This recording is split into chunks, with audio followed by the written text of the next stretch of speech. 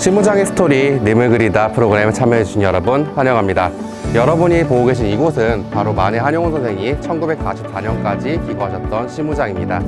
이 신무장에서 진행되는 이번 프로그램은 성북구청이 주최하고 문화예청이 지원하는 생생문화의 사업의 일환으로서 문화재 활용을 통해서 일반 대중들이 문화재를 향유할 수 있도록 하는 프로그램입니다.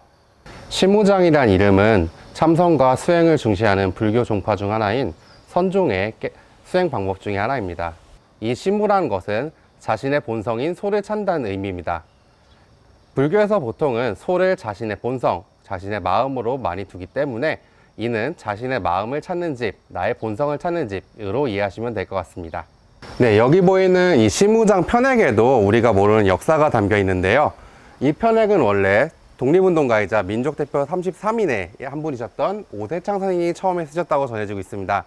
하지만 이 편액이 없어지자 이를 안타깝게 여기신 성북구 관내에 서해 가셨던 유치용 선생께서 다시 써서 이곳에 달았다고 전해지고 있습니다.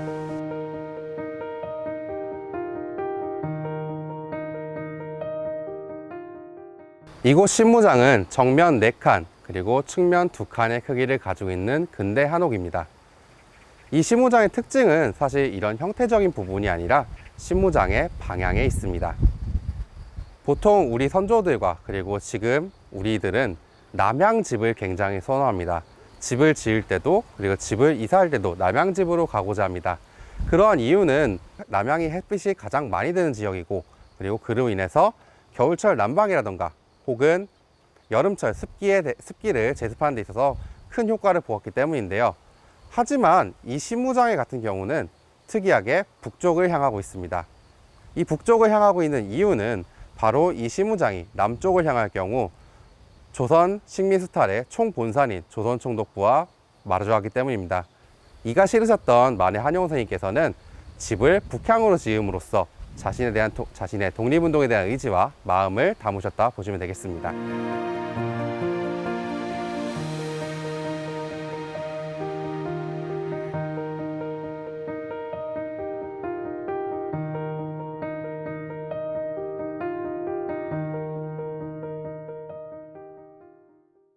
이곳 신무장은 1934년부터 1944년 만해 한용운 선생님이 돌아가시기 전까지 기거하셨던 만해 한용운 선생님의 생활공간이었습니다.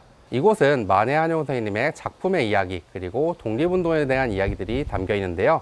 그럼 지금부터 그 이야기들을 하나씩 알아보도록 하겠습니다. 만해 한용운 선생님은 3.1운동 당시 민족대표 33인의 한 분이시자 우리나라 근대시의 대표적인 문인이시자 그리고 우리나라의 독립운동의 대표적인 정신적 지주 역할을 하셨던 분입니다.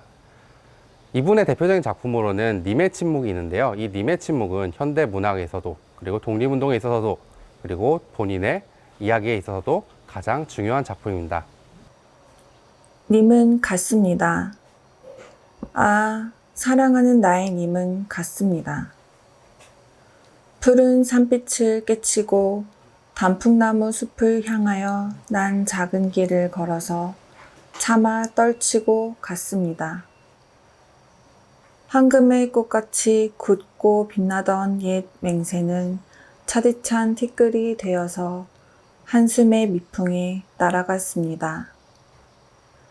날카로운 첫 키스의 추억은 나의 운명의 지침을 돌려놓고 뒷걸음쳐서 사라졌습니다. 나는 향기로운 님의 말소리에 귀먹고 꽃다운 님의 얼굴에 눈멀었습니다. 사랑도 사람의 일이라 만날 때에 미리 떠날 것을 염려하고 경계하지 아니한 것은 아니지만 이별은 뜻밖의 일이 되고 놀란 가슴은 새로운 슬픔에 터집니다. 그러나 이별을 쓸데없는 눈물의 원천으로 만들고 마는 것은 스스로 사랑을 깨치는 것인 줄 아는 까닭에 걷잡을 수 없는 슬픔의 힘을 옮겨서 새 희망의 정수박이에 들어부었습니다. 우리는 만날 때에 떠날 것을 염려하는 것과 같이 떠날 때에 다시 만날 것을 믿습니다. 아, 님은 같지만은 나는 님을 보내지 아니하였습니다. 제 곡조를 못 이기는 사랑의 노래는 님의 침묵을 휩싸고 돕니다. 네, 님의 침묵을 들어보셨는데요. 님의 침묵은 만해 한용운 선생님의 대표적인 작품으로서 충청도 방언과 토속어를 적극적으로 활용해서 우리나라의 언어의 아름다움을 보여준 시로도 유명합니다. 민족의 현실과 이상, 그리고 그 이상에 닿기 위한 자세를 유려한 시구와 아름다운 글들로 표현하고 있습니다. 님의 침묵에서의 님은 연인, 그리고 부처, 그리고 조국을 의미하는 다양하게 해석되고 있는데요. 이는 우리나라의 현실적인 상황을 은유적으로 표현한 것이라 볼 수 있겠습니다. 3.1운동 이후 독립운동은 매우 힘든 시기를 겪고 있었습니다. 무력으로 독립운동가들을 탄압하던 일본은 이제 방법을 바꾸어 독립운동가들을 회유하기 시작했습니다. 이 중 만해 한용운 선생님께 가장 임팩트 있었던 변절은 아마 최남선의 변절일 거라 생각합니다. 최남선은 3.1운동 당시 민족대표 33인의 1인이자 독립선언서를 작성한 사람인데요. 이 최남선의 변절은 만해 한용운 선생에도 굉장히 충격적으로 다가왔을 것이라 보입니다. 어느 날 최남선이 길을 가다가 만해 한용운 선생님을 만나게 됩니다. 만해 선생, 정말 오랜만이요. 저 최남선입니다. 당신 누구시오? 내가 아는 최남선은 벌써 죽어서 장례를 치른 지 오래요. 네, 최남선과 만해 한용운 선생님의 이런 일화를 통해서 만해 한용운 선생님이 얼마나 변절자들에게 냉대하게 대했는지, 그리고 얼마나 독립운동을 절실하게 하고 있었는지를 보여주는 예시라 볼 수 있겠습니다. 하지만 독립운동을 함께한 애국 동지들에게는 만해 한용운 선생님은 굉장히 자애로운 분이셨습니다. 그 일례가 바로 1937년에 있었는데요. 1937년 서대문형무소에서 함께 독립운동을 하던 김동삼 선생님이 사망한 일이 발생합니다. 하지만 이 이후 일이 더 중요한데요. 이 이후 사망한 김동삼 선생님의 시신을 아무도 찾아가지 않는 것입니다. 바로 일제의 보복과 탄압이 무서웠던 것이죠. 하지만 만해 한용운 선생님은 달랐습니다.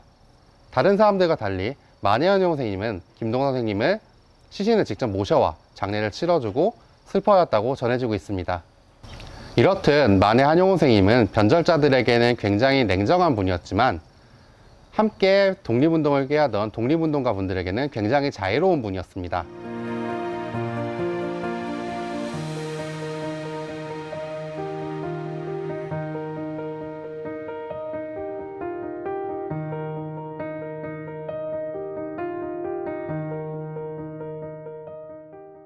네, 지금까지 만해 한용운 선생님과 시무장의 이야기를 저와 함께 알아보셨는데요. 어디 많이 알아가시는 계기가 되었나요? 네, 지금 저희 영상이 끝나고 나면은 저희 영상 뒤쪽에 저희 프로그램을 참여하고 체험하실 수 있는 방법들이 나올 겁니다. 이 공지글들 참고하셔서 저희 프로그램들 함께 향유해 주셨으면 좋겠고요. 앞으로 우리 근대 역사와 독립운동 역사, 그리고 지역의 자랑인 우리 문화재, 시무장 많이 사랑해 주시면 감사하겠습니다. 네, 그럼 지금까지 프로그램의 해설과 진행을 맡았던 저는 코리아 헤리티지 센터 이용식이었습니다. 감사합니다.